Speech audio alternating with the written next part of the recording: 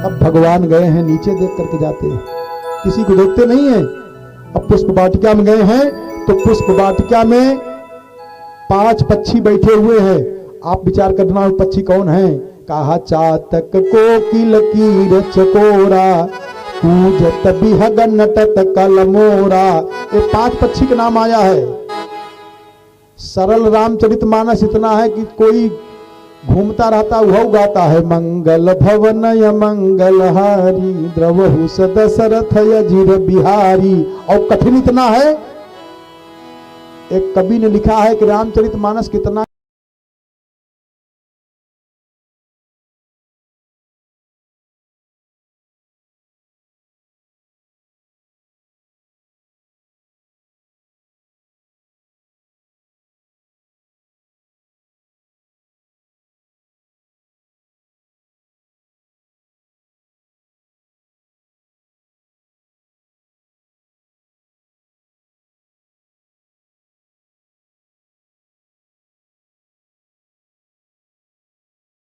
किसी को बता दो, किसी किताब में पढ़ के बता दो, इनाम दूंगा। ये 5 पक्षी कौन हैं? कहा दो 5 पक्षी थे। 5 ही पक्षी के नाम क्यों दिए?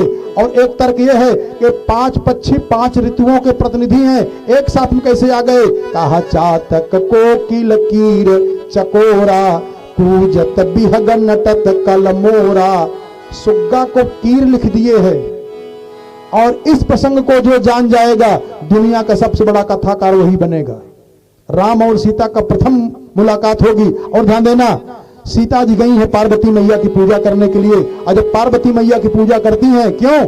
क्योंकि उनकी मैया सुनैना ने बताया बिटिया जाओ और पार्वती की पूजा करो, भैया सुंदर पति मिल जाए। और जब गई है आरती उतारी है कि कहा जय जय गिरिवर राज किशोरी जय महेश मुख चंद्र चकोरी।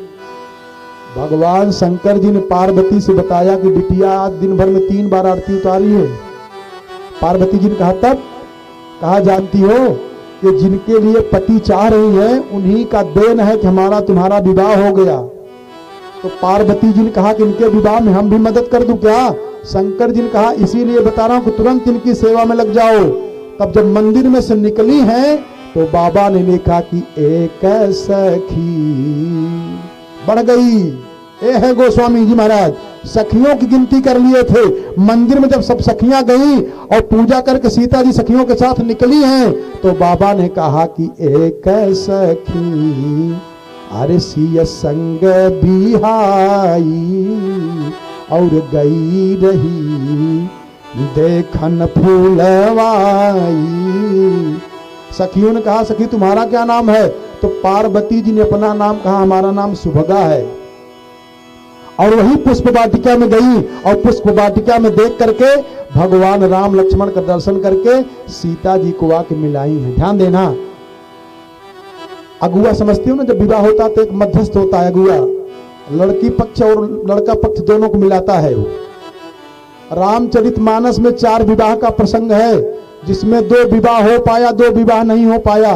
2 में अगुआ थे, 2 में अगुआ नहीं थे। दोनों अपना ही करना चाह रहे थे, बिना अगुआ की शादी करना चाह रहे थे और उन दोनों को नहीं हुआ। और जिसमें अगुआ लगे थे ना वो करा दिए शादी। भगवान राम की शादी में अगुआ थे, शादी हो गई। शंकर जी की शादी में इतना विघ्न आया लेकिन अगुआ लोग लगे थे, शादी हो गई। और नारद जी बिना अगुआ के विवाह के चक्कर में पड़े थे। हे विधि मिलई कवन विधि बाला अरे जप तप कछु न होई ते ही काला। अकेले ही सोचे शादी कर लो, किसी को पता न लगने पावा। हुआ क्या? ऐसा दुर्दशा हुआ कि आप लोग जानते हैं बंदर का मुख बना था।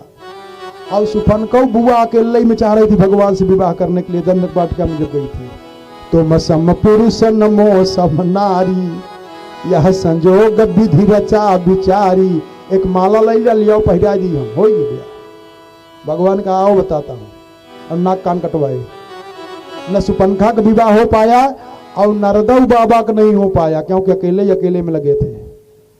अब इनमें देखो जरा, भगवान राम और सीता को मिलाने में अगुआ का काम की है पार्वती जी। पार्वती जी आई हैं और पुष्प वाटिका में किशोरी जो से निवेदन करती कि सखी ऐसी दिव्य मूर्ति आई है कि दर्शन कर लो तो जीवन का पाप नष्ट हो जाए, पूरा जीवन का पुण्य मानो प्रकट हो गया है। कैसे? अब सीता जी को बताई, भगवान राम का बखान की, तो सीता जी ने कहा कि कहाँ है वो राजकुमार? कहा पुष्प वाटिका में पुष्प तोड़ रहे हैं। तो सीता जी चली है कैसे? कहा भगवान से स्वयं अकेले नहीं मिलना चाहिए, गुरु को लेकर के मिले। कई लोग कहते हैं गुरुओं जी तो वही मंत्रवा देंगे जो उनकी तबीयत में लिखा है, लो तो हम अपने ही में पढ़ लें, काहे गुरु को करें? ध्यान देना, जैसे 33,000 किलोवाट की बिजली के तार गया हो और कोई सोचे कि कटिया लगा के हम कूलर फ्रिज चला लें तो क्या होगा? तार गल करके राख हो जाएगा। तब क्या किया जाता है? बीच में ट्रांसफार्मर लगाया जाता है, जितना लाइन की जरूरत होगी उतना ही देगा ट्रांसफार्मर हुआ। चाहे मोबाइल चार्ज कर लो, चाहे पंखा चला लो, चाहे बल्ब जला लो, और वैसे ही कटिया लगा लिए तो ऐसे अनंत शक्तिमान परमात्मा में अगर जीवात्मा को जुड़ना है तो महात्मा रूपी एक गुरु बीच में होना चाहिए, वो जोड़ेगा। अब अपने मन ही से जोड़ लोगे, जुड़ जाओगे तो जय सिया राम, ब्लास्ट कर जाएगा। कहा भैया का ब्रेन हैमरेज हो गया, गए। तो कैसे सीता जी चली हैं? चली अग्र करी प्रिय सखी सोई, सोई पार्वती जी को आगे कर दिया, माता जी चलिए मिलाइए। तब सीता जी गई है, कहा कंकन किंकिनी पुर धुन सुनी। अरे राम राम राम राम, गहना जरा देखो क्या बानस किया है बाबा ने। कहा कंकन किंकिनी, और मानस काहे थोड़ा बोल देते हैं गुरु ना, हमने एक पंडित जी है जो बैठा है, मानस मर्मज्ञ, मानस मर्मज्ञ, तुम कहे न बोल देंगे, कहेंगे यार पंडितवा झूठा ही कहता है क्या।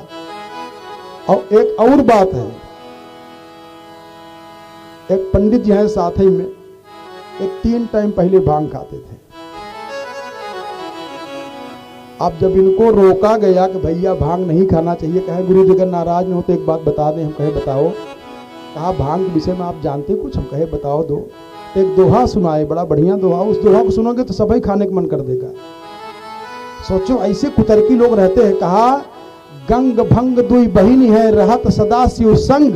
लो, गंग भंग दुई बहिनी है, रहत सदा शिव संग, और मुर्दा तारन गंग है, जिंदा तारन भंग।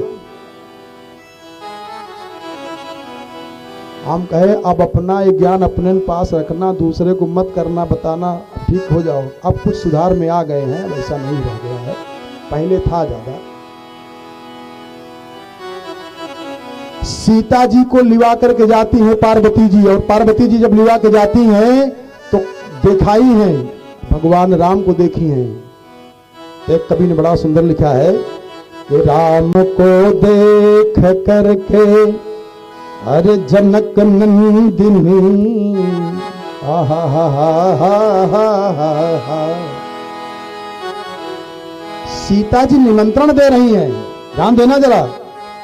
जनक जी के यहाँ से निमंत्रण राजा दशरथ के यहाँ गया नहीं था। क्यों नहीं गया था जानते हो? ये भी बता दूं आपको, अवधवासी हो इसलिए बता दे रहा हूं। सब जगह निमंत्रण गया था।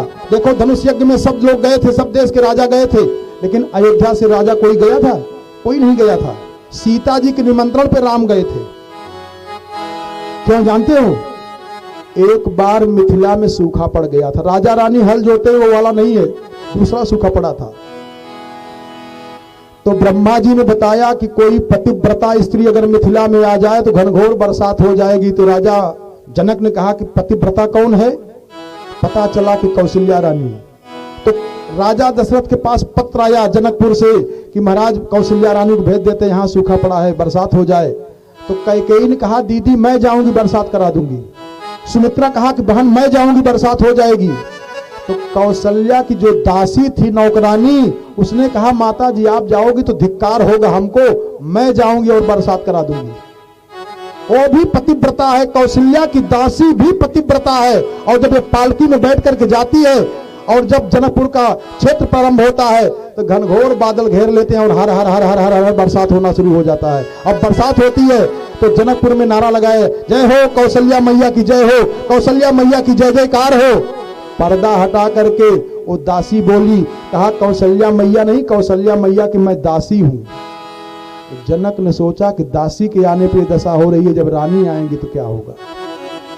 तो जब धनुष यज्ञ पे रखा गया कि जो धनुष कोई तोड़ देगा उसी के साथ सीता जी का विवाह होगा, तो राजा जनक ने सोचा कि अगर निमंत्रण भेजूंगा अयोध्या में, तो अयोध्या का कोई नौकर ही आएगा धनुषिया तोड़ देगा तो बिटिया का विवाह नौकर के साथ में करना पड़ जाएगा, इसलिए वहां निमंत्रण नहीं देना है। तो सीता जी ने सोचा कि हमको तो अपने पति को प्राप्त करना है, तो बगीचा में पार्वती के माध्यम से सीता जी भगवान राम को अपने आंख के रोशनी से, आपकी आंख के ज्योत से निमंत्रण दे रही है कि हे नाथ, किसी कारणवश निमंत्रण नहीं दिया गया है, लेकिन मैं निमंत्रण दे रही हूं, हमारे यज्ञ में आप पधारिएगा क्या? श्री राम को दे